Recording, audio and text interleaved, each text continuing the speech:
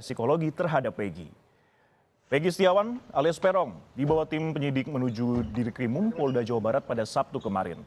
Sebelumnya, surat panggilan terhadap Peggy Setiawan diterima oleh kuasa hukumnya pada 6 Juni 2024. Peggy Setiawan dijadwalkan melakukan tes psikologi 2 hari pada Sabtu dan juga hari Minggu.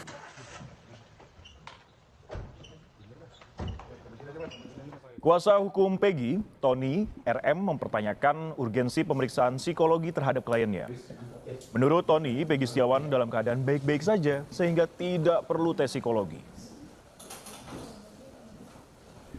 Ya, biasanya ya pengalaman saya, kalau pemeriksaan psikologis ya terhadap pelaku atau tersangka itu biasanya terkait jawaban yang berubah-ubah misalnya kan. Nah, atau ada indikasi ini kurang normal misalnya kan. Tetapi sepanjang orang normal-normal saja kan, ya tidak perlu sebenarnya. Tapi makanya lebih jelasnya coba kami akan menanyakan apa sih urgensinya, kenapa harus diperiksa psikologisnya itu. Ya. 2 hari ya berarti ya Pak? 2 hari jadwalnya sih, Sabtu sama Minggu besok. Hari kedua tes psikologi tersangka kasus pembunuhan Vina kita akan tanyakan langsung kepada jurnalis Kompas TV, Vida Alatas di Polda Jawa Barat. Vida, selamat pagi. Hari kedua ini apa yang kemudian akan digali polisi dalam tes psikologi ini?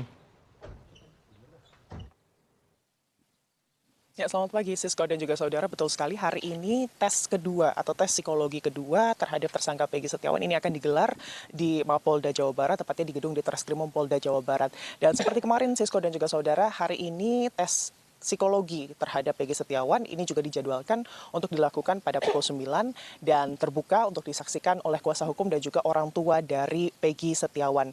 Kemarin tes psikologi atau untuk Peggy Setiawan ini melibatkan 3 psikolog, di mana juga ada 5 rangkaian pemeriksaan yang kemudian dilakukan oleh para penyidik begitu ya. Dan meski sebelumnya kuasa hukum dari Peggy Setiawan ini sempat mempertanyakan urgensi dari tes psikologi terhadap kliennya.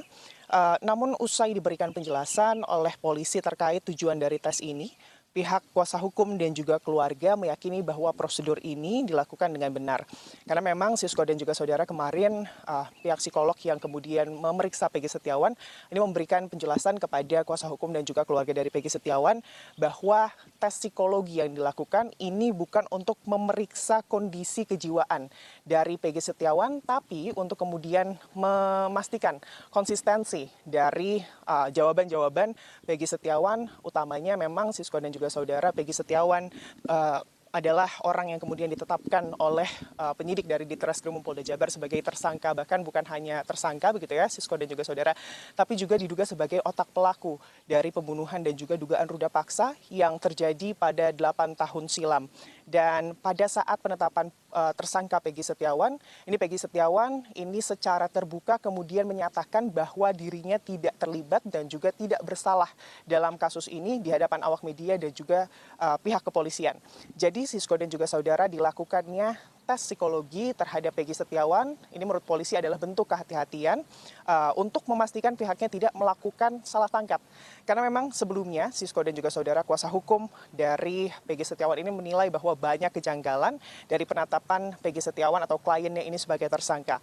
Mereka meyakini bahwa Peggy Setiawan ini tidak bersalah dan juga tidak terlibat dalam kasus ini. Bahkan sejumlah bukti dan juga kesaksian-kesaksian ini sudah ditunjukkan oleh tim kuasa hukum Peggy Setiawan, di mana minggu sebelumnya Sisko dan juga saudara ini sejumlah saksi juga telah diperiksa untuk memberikan kesaksiannya terkait kasus pembunuhan Vina dan juga Eki di Cirebon pada 2016 silam, dan juga bukti-bukti digital ini juga telah dikantongi oleh kuasa hukum dari Peggy Setiawan yang menunjukkan bahwa Peggy Setiawan saat kemudian malam kejadian, tepatnya 27 Agustus 2016 silam, ini tengah tidak berada di kota Cirebon, melainkan sedang berada di Bandung untuk kemudian bekerja sebagai buruh bangunan. Dan tentunya dari tes psikologi yang dilakukan oleh pihak penyidik kemarin dan juga hari ini, pihak kuasa hukum dari Peggy Setiawan ini berharap bahwa ini bisa membuktikan bahwa kliennya tidak bersalah dan kemudian ini bisa membebaskan kliennya dari hukuman yang memang kalau kita melihat Sisko dan juga saudara, ancaman hukuman yang diberikan oleh polisi kepada Peggy Setiawan ini adalah hukuman mati karena memang didasari bahwa peran dari Peggy Setiawan ini adalah otak pelaku dari kasus pembunuhan Vina dan juga Eki. Dan atas dasar sejumlah bukti-bukti yang kemudian disebarluaskan oleh kuasa hukum Peggy Setiawan bahwa Peggy Setiawan ini tidak bersalah, pihak kepolisian ini juga kemarin, Sisko dan juga saudara, beberapa hari yang lalu ini telah membuka hotline untuk masyarakat untuk agar bisa melaporkan kasus ini. Sisko. Ini meyakini atau memastikan bahwa tes psikologi ini sesuai dengan prosedur karena memang tadi adalah bentuk kehati-hatian pihak kepolisian, pihak penyidik karena memang selama ini Sisko dan juga saudara tidak hanya kuasa hukum, penetapan Peggy Setiawan sebagai tersangka ini juga banyak disoroti oleh publik karena dinilai adanya sejumlah kejanggalan begitu ya, diantaranya adalah terkait keberadaan Peggy Setiawan pada saat kemudian malam kejadian, tepatnya tanggal 27 Agustus 2016 lalu, yang tidak berada di Cirebon tapi tengah berada di Bandung, dan juga ini juga dibuktikan oleh sejumlah saksi yang memberikan keterangan tersebut. Ada juga bukti digitalnya. Untuk itu Sisko dan juga saudara, polisi juga ini membuka hotline begitu ya pada beberapa hari yang lalu yang kemudian meminta partisipasi dari masyarakat jika kemudian ada informasi-informasi terkait kasus pembunuhan Vina dan juga Eki yang bisa diberikan kepada penyidik untuk membuat kasus ini lebih terang begitu ya. Pihak kepolisian meminta partisipasi masyarakat untuk memberikan informasi tersebut kepada pihak penyidik. Namun yang perlu digarisbawahi, pihak polisi menyebut bahwa informasi-informasi yang diberikan kepada kepolisian nantinya ini harus bisa dipertanggungjawabkan secara hukum.